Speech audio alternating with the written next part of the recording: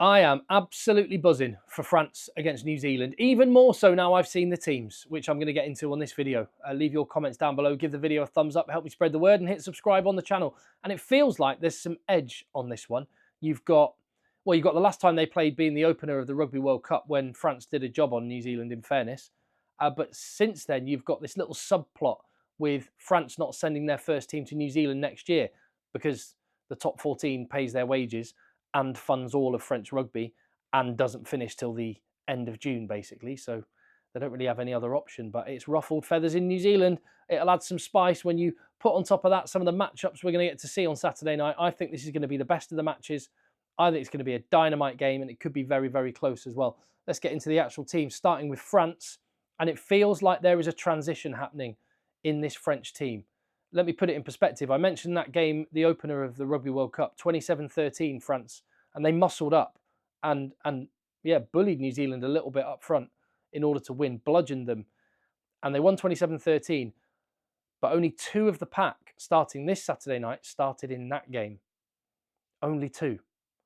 A lot of changes. 5 of the backs are the same, but the thing is, I'm slightly concerned for France this Saturday night because it feels like Fabien Galthié is changing the guard at the minute with France, going through a transition. But it just feels like they're behind Scott Robertson in that same process. Scott Robertson's had the Rugby Championship through 2024. He's had a couple of games already to do it. Fabien Galthié has only had 1 game against Japan. So I think that is advantage New Zealand. And I worry about whether France can gel quickly. When you add to that the fact they are missing some of their very best players, their 2 starting props, Cyril Baille and Uini Atonio, makes a massive difference. Romain Ntamak, an absolutely incredible 10, and him and Antoine Dupont, the most lethal halfback partnership in the world from an attacking perspective when they're both playing. Damien Penaud, even more than Will Jordan, I would say Damien Penaud is the best finisher in world rugby. He is insane. Francois Crowe as well. He was involved last week, but not this week, so I'm assuming he's injured. And if so, that's a big blow. But despite those 5 players, they've still got a good team. And a little... this game for both sides is a hint towards the future for these teams. Look at Tavita Tatafu starting at tight head prop. He got his debut against Japan last week. Now, they're not known for their scrummaging, but the top 14 is known for its scrummaging, and he does a good job there for Bayonne. Only 22 years of age, 150 kilos. This kid is the real deal, but can he do it against a gnarly New Zealand front row? That's the challenge. He's got an absolute beast in Piato Malvaka alongside him and 2 beasts behind him as well. And the biggest man on the pitch on Saturday night is going to be Emmanuel Meafu, who is a freak. And I love that combination with Flamont. Into the back row then, and Olivon is on the bench. He's been an ever-present for France, but this is it. Things are changing. Alexander Roumas is in that 7 jersey, and Paul Boudon has got a chance to make that 6 shirt his own for France. He just whacks people, hits rucks, and carries hard, and he'll do that job for France. Gregory Aldrit back on form at number 8 last week, but it was Japan. So let's see how he gets on up against the New Zealand back row, which is going to be really, really interesting to see. We know how good Antoine Dupont is. Ramos, not first choice fly half, but he's favoured above Jalabert, who isn't even on the bench, which says to me, no Jalabert on the bench, a 6-2 split, and Nolan Le Garrec is on the bench. That says to me that Antoine Dupont may be playing at fly half for the last 20 minutes of the game. Watch this space. And in terms of the playmaking positions, Romain Bourros getting a debut at fullback is exciting, but it's a cauldron, a massive game to make your debut in. He's been playing brilliantly for Bordeaux for quite some time now. What a time and what a game to get a debut. The French fans have been calling for it for a long time. How will he do? That remains to be seen. Not 100% convinced by Moefana and Fiku. Good players, but... and on the wings, no Penaud is a massive loss. Gavin Villiers partners Louis Biel-Biere. On the bench, you've got experience. You've got just the 2 tight head props are relatively inexperienced. That will be a concern. As for New Zealand, well, it's happening. It's actually happening. We're gradually seeing New Zealand's next gen taking the reins. Sam Cane out. Ardi Savia to 7. Hallelujah. Samipeni Finau 6. Walter Satiti shifted to 8, which feels like his natural position, feels like the future. Peter Lakai on the bench. Doesn't this have a very, very 2027 feel about this New Zealand lineup? Cam Roygaard starting. Yes, he's back fully now. And that head-to-head with Antoine Dupont is going to be brilliant.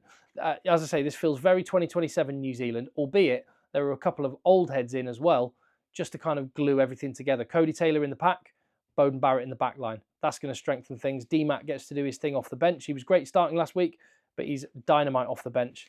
So I like it. I never thought I'd see the day that Savia was 7 again. I'm delighted about it. And so Savia at 7, Sneyman and Etzebeth in the same starting second row partnership. It's like my rugby wish list is being ticked off. All I need now is Ted Hill in England's squad, and I am quids in. I might buy a lottery ticket if that happens. Satiti just feels more natural at number 8. He's a slightly bigger body, and he can focus on the ball carrying. And Ardi Savia can just be sent on a one-man wrecking ball mission to obliterate breakdowns throughout the 80 minutes. And in Peter Lakai, they've got Ardi Mark II waiting in the wings. Finau gives them a bit more balance with line-out option, and France are very, very good there. I'm not 100% convinced. I think Blackadder is the man for that if he can ever get and stay fit. And Frizzell, of course, when he comes back, will be in contention. Sevu Reece in on the wing.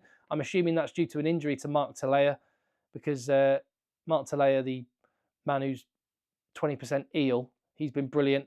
And finally, on New Zealand, what did Ethan de Groot do? I need to know now. What did he do? Because he's not involved again. Whatever he did, he must be absolutely gutted. My best guess, what did Ethan de Groot do? And hey, I mean, if you know, tell me in the comments. If not, speculate with me. I think that Ethan de Groot told Scott Robertson he thought Ray Gunn was better at breakdancing than him. And that's why he's not been seen since. That's my best guess. As for a combined 23-man squad, so if you had all of those 23 New Zealanders, all 23 Frenchmen, who would you pick in a combined team? And the way I do this, let me be clear, is I pick number 1 against number 1, number 2 against number 2, number 3 against number 3, etc., all the way down through the squad. This is what I've come up with. Tell me what you think. Both New Zealand props. I do think Tavita Tatafu is a superstar in the making, but Tyrell Lomax is elite. And I've gone for Tamaiti Williams. I do think that Piatto Malvaca Cody Taylor matchup is brilliant. I think Malvaca is the best hooker in the world at the minute, even over and above Malcolm Marks. He proved that at the Rugby World Cup. He was just insane. Let's see if he still is.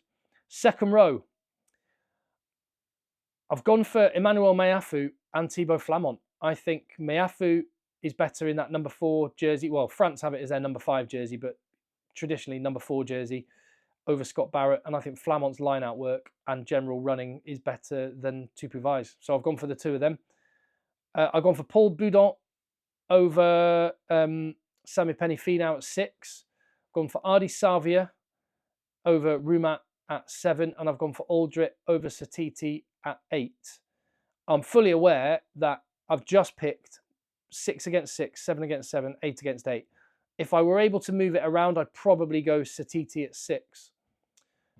So all I'm saying is that back row battle, the pack battle in general, is going to be massive. I think New Zealand has some edges in some areas and France have edges in others.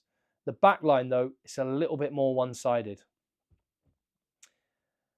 And, well, that 9 battle is going to be great. Antoine Dupont is Antoine Dupont. He is incredible. But Cam Roygaard is a pretty tasty player. He's the real deal as well. But other than Louis Bielbiere over Sevu Reece, I have gone, I've taken the 2 wingers as their wingers as interchangeable left and right. But Bielbiere plays plenty on the right wing. So anyway, yeah, other than that, it's New Zealand all the way.